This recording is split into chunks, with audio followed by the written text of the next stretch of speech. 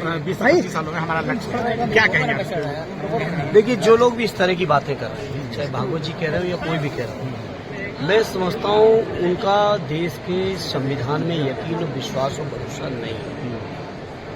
बहुत मेहनत से, बहुत त्याग तपस्या बलिदानों के बाद, बहुत कुर्बानियों के बाद हमारे देश को इस संविधान मिला। और उस संविधान में जो भी बातें कहेंगे, संविधान के प्रियम्बल में कहा गया है कि हमारा देश धर्मनिरपेक्ष देश है, समाजवादी गणराज्य है।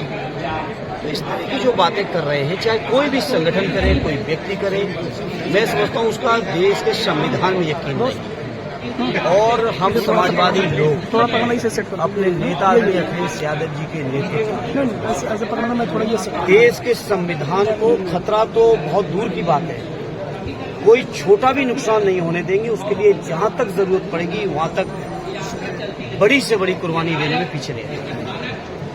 एक तरफ तो हिंदू राष्ट्रवाद की बात हो रही है कि हिंदू राष्ट्र बनेगा, दूसरी तरफ ये एमपी में यादव की चौकी जो है काट ली जाती है, तो उस पर उखाड़ लिया, तो उससे क्या कहना चाहिए? ये सब वही लोग हैं जो हिंदू राष्ट्र की बात करते हैं, जो जाति के नाम पे शोषण करते हैं, अन्याय कर रहे हैं, अत्याचार कर रहे हैं। और मैं समझता हूँ अब बहुत दौर आ रहा है, ये बात या इटावा में भी हुई थी जो आपको पता है, मध्य प्रदेश से भी सूचना आई, और देश के अलग अलग राज्यों में इस तरह की घटनाएं लोग कर रहे हैं। ये लोग व्यथित हो गए हैं, परेशान इस बात से हो गए हैं, शोषण करने वाले लोग, कि अब दलित, पिछड़े, आदिवासी, मुसलमान भाई जाग चुके हैं और इनके एक एक अन्याय, अत्याचार और शोषण का जवाब लोग लोकतांत्रिक तरीके से, वोटों के माध्यम से सरकारों को बदलते हैं। यही लोग कह रहे थे कि 400 पार करेंगे, संविधान का संशोधन करेंगे। 400 पार का नारा देने वाले लोगों, केवल उत्तर प्रदेश के लोगों ने थोड़ी सी अंगड़ाई ले ली पीडीए परिवार के लोगों ने। अभी मैं ये मानता हूं, अभी पूरा पीडीए एक नहीं हो पाया था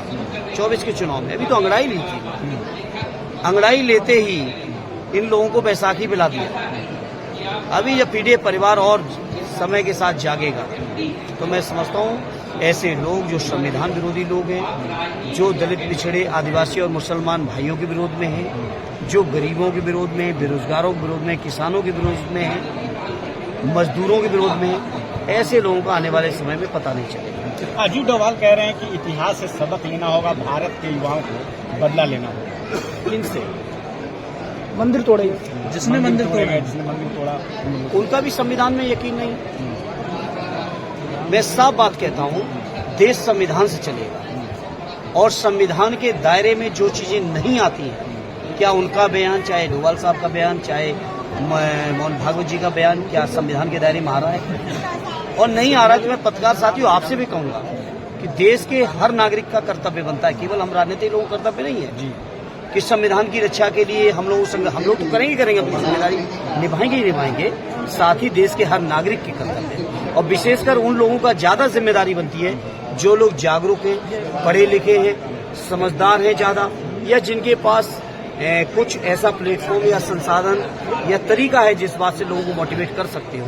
ऐसे लोगों की जिम्मेदारी ज्यादा बनती है कि देश के संविधान को बचाने में अपना कर्तव्य और योगदान दें। ठीक, आप लोगों का सत्य एक आदेश है, आप लोगों पर भी आरोप लग रहा है जिस प्रकार से भाजपा धर्म के रथ पे सवार होकर संसद में पहुंचने की कोशिश करती है, आप लोग भी जो जात के रथ पे सवार होकर सरकार बनाना चाहते हैं। नहीं, कोई जात के रथ पे नहीं, हम लोग अन्याय के खिलाफ हैं, अन्याय और अत्याचार के खिलाफ में जो कोई भी करे। अगर हमारे किसी जात के बीच का कोई अन्याय अत्याचार करेगा, हम उसके भी खिलाफ हैं। और चूंकि कर भाजपा के लोग रहे तो स्वाभाविक रूप से उनके साथ उनकी खिलाफत में नहीं देना।